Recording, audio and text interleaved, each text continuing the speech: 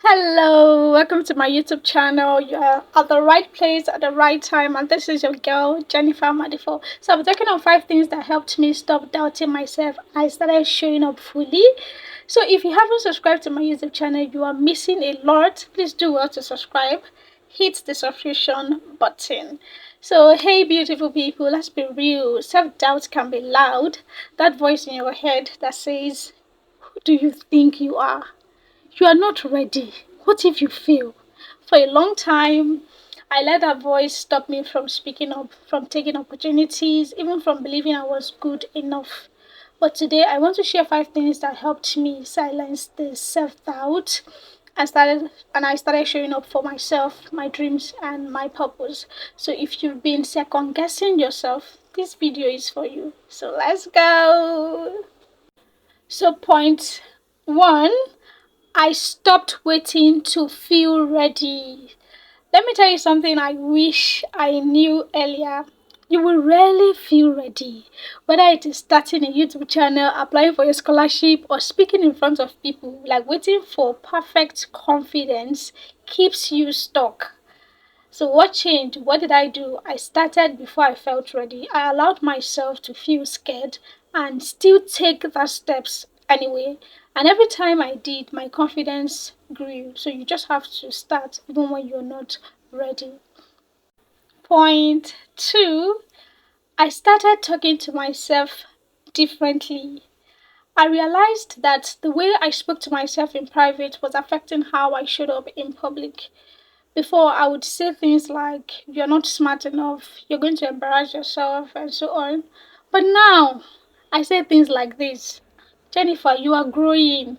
You are allowed to try. God's grace is with you." And do you know what? I actually thought about it. I can't tell my friend, "You're not enough," and all of that. Most of the time, I tend to encourage my best friends and my friends. So why do I tell myself hurtful words? Did you see? So I had to change that about. Point three, I stopped comparing my chapter 2 to someone else's chapter 20. This is common among very many of us. Comparison was draining me, especially seeing people on social media hitting milestones I hadn't reached yet. But I had to remind myself I don't know their full story. That's the thing. I don't know their full story. I don't know their behind the scenes. And my timeline is allowed to look different. That helped me. And also I had to take breaks from social media. I started focusing on my own growth. I celebrated small wins, no matter how small they felt, and that changed the whole narrative, and I started feeling better about myself. Point four, I gave myself permission to fail and learn. Perfectionism kept me from trying things. I was so afraid of making mistakes that I didn't even start. But life taught me mistakes are not proof that you are a failure. They are proof that you are trying. I tell you, even when I started making my YouTube videos, my first few videos weren't perfect, but I grew. I got better because I started.